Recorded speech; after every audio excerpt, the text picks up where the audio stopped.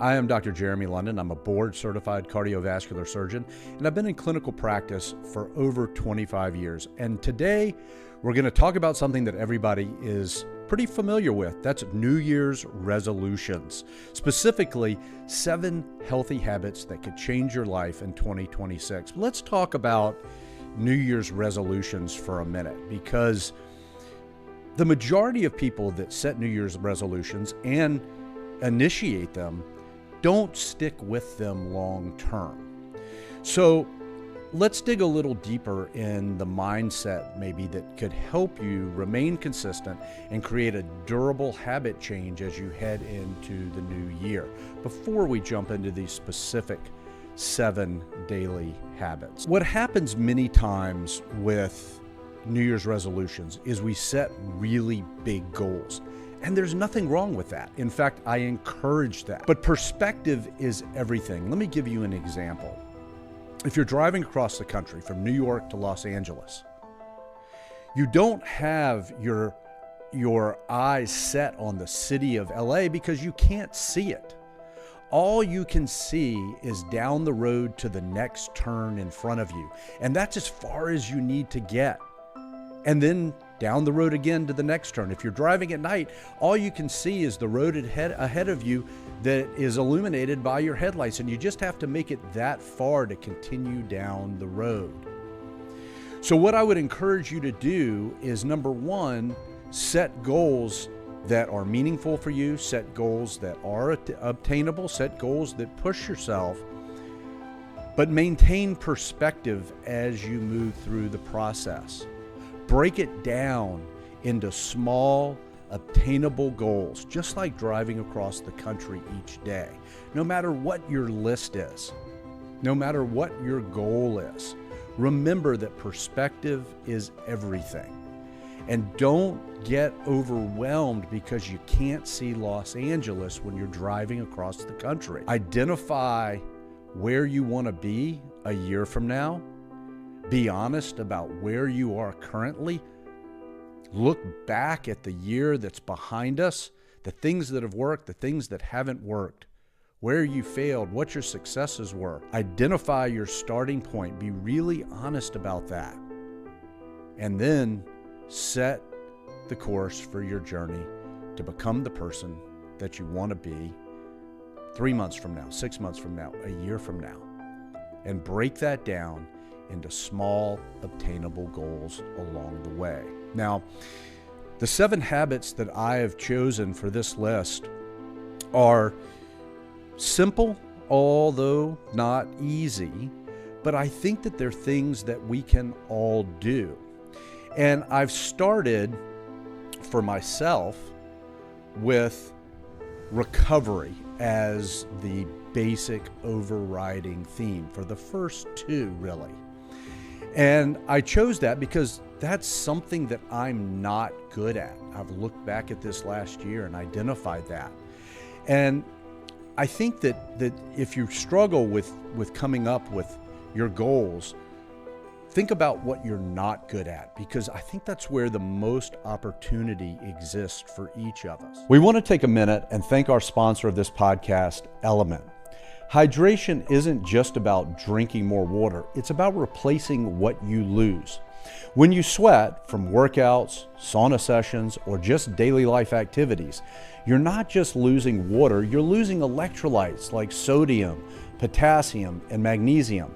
That's why I choose Element as my electrolyte replacement of choice. Element has everything you need and nothing you don't. Their electrolyte formula uses a science-backed electrolyte ratio of sodium, potassium, and magnesium. Electrolytes are used by every cell in your body, and even minimal dehydration can limit cognitive and physical performance. Element tastes great and helps me replenish my electrolytes after a hard workout or sauna. I mix 1 packet of Element, usually my favorite flavor, grapefruit salt, in 32 ounces of water to ensure I stay hydrated throughout the day.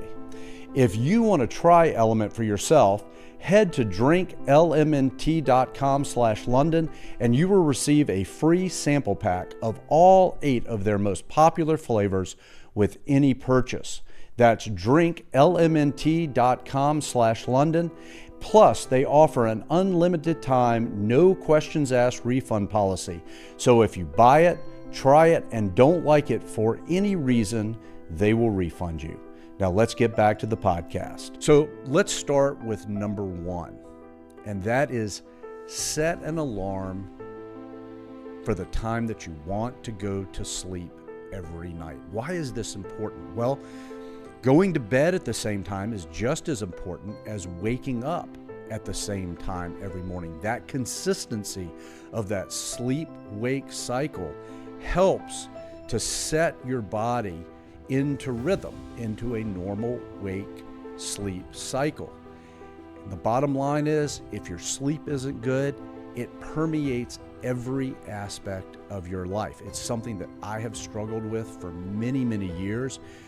Being a cardiovascular surgeon and on call for the last 25 years, my sleep is terrible, and I have really struggled with it. I've been working over the last year to improve it. It's much better. This is one tactic that I have utilized to really keep me on track, and it's something that I think you should consider doing, even though it may seem somewhat counterintuitive. But in the evenings, I think we all get a little lazy. You get on your phone, you watch a movie, you read for too long, and we tend to not stay on track with that. What time are we going to bed? Waking up typically isn't hard because we have to go to work, or we have to get up because we have responsibility, we have to take care of children, whatever it may be. That part tends to be a little more consistent for people. But going to bed on time is just as important. And sleep is so critical for our overall health. Recovery is really where the magic happens. When we're asleep, our brains actually get washed of the waste material that is built up through the day. And so poor sleep then results in increased waste material within the brain tissue itself, and our brains don't have time to rest and recover so that we're prepared for the next day. Number two, and continuing this theme of creating a solid sleep hygiene program and really building in rest and recovery into your life, is to get outside every day and get sunlight into your eyes. Now, let me be clear. You don't want to stare directly into the sun because that can be dangerous, but you want to look in the direction, particularly of the rising sun, if that works in your schedule. But get outside and get sunlight in your eyes, particularly early in the day. And this is so incredibly powerful. It does two really, really important things. The first is it initiates cortisol release for your entire system at a time when you need it, so that you have cortisol, which is a wake-up type hormone through the course of the day. But as important, if not more importantly, is it helps set the clock for melatonin release later in the day when it's time for you to go to sleep. Melatonin is a hormone that's released in the brain that helps you relax and actually go to sleep. But getting that early, low-angle sunlight in the morning is so important for both of those factors. And again, it's all of these components: setting your alarm to go to sleep, waking up at the same time, getting outside and getting sunlight into your eyes, that can really bolster a solid sleep hygiene program, and again, set you up for success in so many other areas of your life. I can appreciate that this may seem obvious to many people, but the truth is we don't get outside enough. I mean, somebody like myself, I spend the majority of my life fluorescent and 70 degrees inside of a hospital. And even though it's simple, you do have to make the effort to actually get outside, whether it's first thing in the morning, whether it's eating your lunch outside, or taking your phone calls while you're outside on a walk. Figure out how to integrate this into your life, because if you don't actually take action and figure out where it fits, for most people, including myself, it just doesn't happen. And it's so important for our overall physiology. It's worth the effort. Number 3, take a 10 to 20 minute walk after a meal. Now, I will admit that this continues the theme of me addressing some areas of my life over the last year that I haven't done a great job with, and that is controlling my blood glucose levels. Now, I didn't realize this until I put on a continuous glucose monitor and realized that some of the things that I was eating were spiking my blood glucose levels, and those levels were staying up very high. And when I checked my labs further, I realized that I was actually pre-diabetic, and it took some real effort for me to get those numbers down. They have now normalized. And one of the most powerful things that I realized was that a 10 to 20 minute walk after a meal dramatically shifts your blood glucose levels. Literally, I would eat dinner, I would see my blood glucose levels go up, which is normal. You want to see a rise in your blood glucose levels, but mine would stay up consistently after dinner. We started to integrate a 10 to 15 minute walk. We take our dogs out, not fast, not pushing ourselves, just literally a stroll. And within 10 minutes, I could watch my blood sugars drop right before my eyes, utilizing the continuous glucose monitor. And I'll be honest with you, I never realized the power of this simple tactic. It's also a nice way to close out the day. I get to spend time with my wife outside. The dogs get another walk during the day. Figure out how it works in your life. If you can't get outside, walk up and down the stairs, get on a treadmill, do 10 air squats, be active after a meal. It is dramatic how powerful it can be to help control your blood glucose levels. And this is really important for our overall physiology, because if our blood glucose levels are staying up and staying high, our bodies can actually become insulin resistant. And we can create a situation where we have increased risk of heart disease, stroke, as well as peripheral vascular disease. So it's well worth the effort. It's simple, again, not always easy. You think you can't find the time. What I would suggest is look at how much time you've spent on social media, on your phone. Take 10 to 15 minutes out of that period of time and add a walk after meals. You will not be disappointed. We'll get back to the podcast in a minute. We'd like to thank our sponsor, Function Health. Taking control of your health starts with understanding your biometrics. I use Function Health to tailor my nutrition and wellness plan. Function offers over 100 plus biomarkers to give you a comprehensive picture of your health at an affordable price. Their advanced testing includes 5 times the standard primary care panel, testing for biomarkers ranging from heart health, hormone status, kidney function, nutrients, and more. Not only will you see which biomarkers are in and out of range, but Function will also analyze each biomarker and offer insights from top doctors in their specialties. Clinicians will contact you promptly if any urgent results arise. Knowing your data is powerful. Function helps you navigate the information and allows you to design a biomarker-driven plan to maximize your health span and lifespan. If you are interested in getting your 100 plus biomarkers, visit www.functionhealth.com/London. That's www.functionhealth.com/London. Check it out. Now let's get back to the podcast. Number 4, eliminate alcohol. Now, I realize this is likely to be the least popular recommendation on this list, but let me be clear from the outset. Drinking alcohol is absolutely a personal choice. Your body, your rules. And I am not judgmental. If it is something that you choose and you feel like it's important for you, I have absolutely no issue with that. What is important to me is that you are educated about what it means to drink alcohol. if in fact you are willing and open to this information and you make the decision that alcohol is something that you want to continue in your life, I have no issue with it.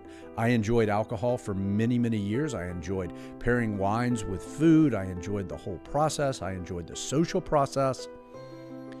But I can tell you on no uncertain terms, removing alcohol has been one of the most transformative decisions I've made in my adult life. And it's like reading a good book or seeing a good movie. Like, I want to share this with you. It has been such a magical change for me. Every day is the same. I am living life untampered. I got to a point where I started thinking that I'm spending all of this time trying to eat whole foods diet, remove ultra-processed foods, remove any kind of additional environmental toxins, move every day, exercise, do aerobic training, strength training, recovery, work on my sleep and meditate every day, work on my relationships, all of the major pillars. And then I was actively poisoning my body with alcohol. It just didn't make sense to me that something that I could directly control, that I would continue to do that. And I can tell you that on a personal level, it has been absolutely life-changing for me. If nothing else, consider it.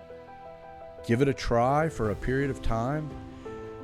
But I want you to understand that even moderate alcohol use is no longer considered safe. I think that data is well disproven at this point, but I want you to strongly consider eliminating alcohol. I truly believe that alcohol will be the next cigarettes in the next 5 years, that not only will there be a health warning for pregnant women, but there will be a health warning for all of us with regular alcohol use. Number 5. 1 day a week, you need to be doing high-intensity aerobic training. Now, let me qualify this right from the start. If you're walking, walk faster, walk at an incline. If you're running, work sprints in.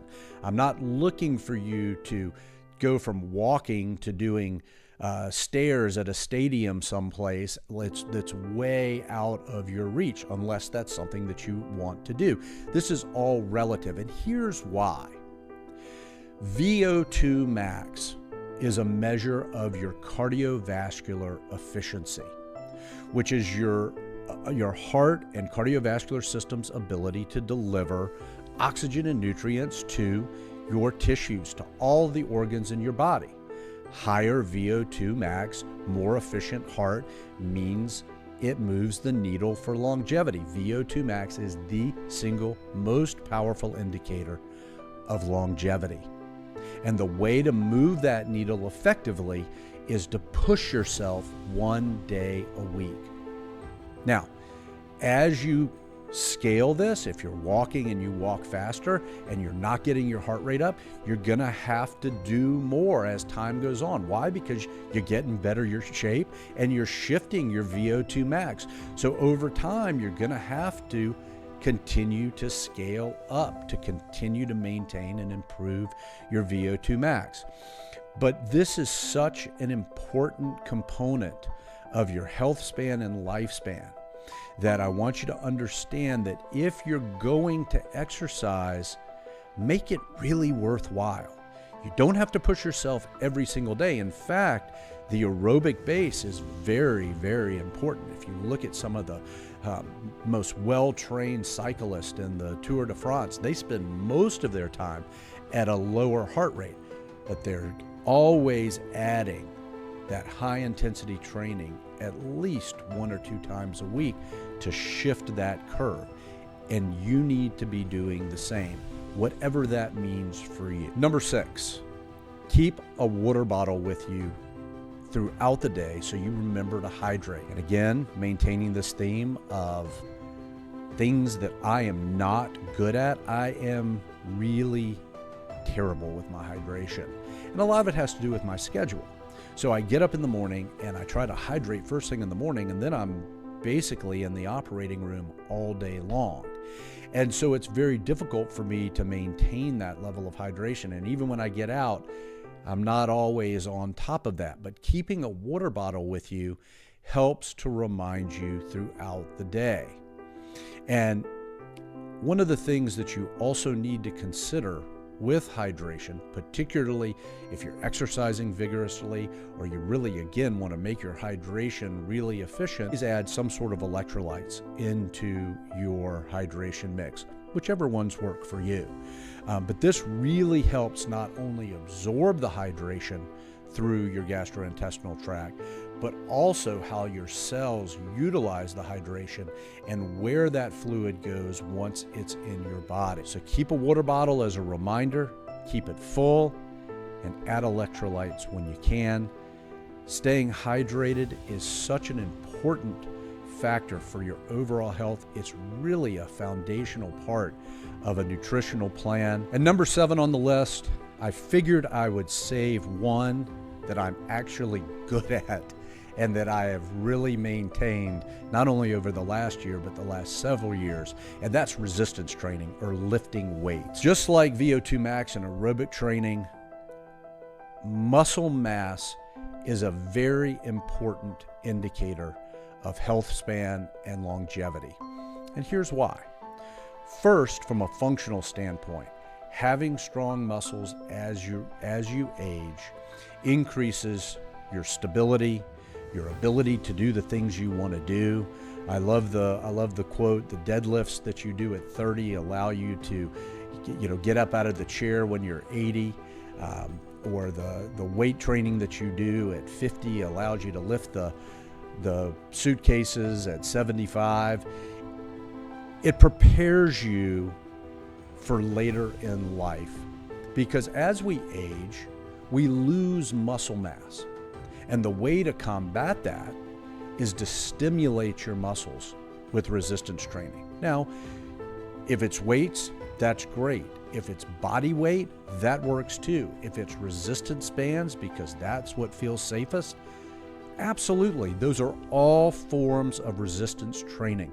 You want to put the muscles under tension for a period of time. That's what allows muscles to grow. One of the other major advantages to having significant muscle mass is muscle is literally a sink for glucose in our bloodstreams. So it helps our bodies metabolize the sugar that we're taking into our bodies. And this helps prevent things like insulin resistance, potential type 2 diabetes, prediabetes, whatever it may be, which then helps us to maintain a lower risk of cardiovascular disease. It's not easy for many people to step into a gym or to think that they can do weight training. And I understand that, but you can do it in the privacy of your own home with air squats and push-ups and sit-ups and planks. You can get online and find simple resistance training programs, but please figure out some resistance training, some way to put your muscles under tension over time so that you can combat that muscle loss as you age, improve your glucose metabolism, and create a situation where you can have the life that you want as you age so that you're not limited because you fall and you break a hip, or you just can't physically do the things that you want to do. Lift weights, use resistance bands, do body weight, but push yourself and maintain your muscle. Let me be clear. This is a list that I have put together looking back on my life for the last year. You may not like this list. This list may not resonate with you at all. It may trigger things that are important for you, or you may, in fact, resonate with it. It doesn't matter. But the key here is that you identify your list, even if that list just has one thing on it. Because making just one change is exponentially more powerful than making no changes in your life. And look, we all fear change. But what we should really fear is staying the same. Complacency is such an incredibly dangerous mindset to fall into. And identifying particularly areas of our life that we feel like we're not good at gives us the opportunity to make an exponential pivot, particularly as you head into a new year. It's this opportunity, it's this clean slate to start. Start small, small steps. Maintain perspective. Remember that you only have to drive to the next bend in the road.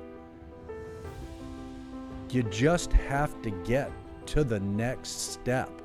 And those continue to compound every single day.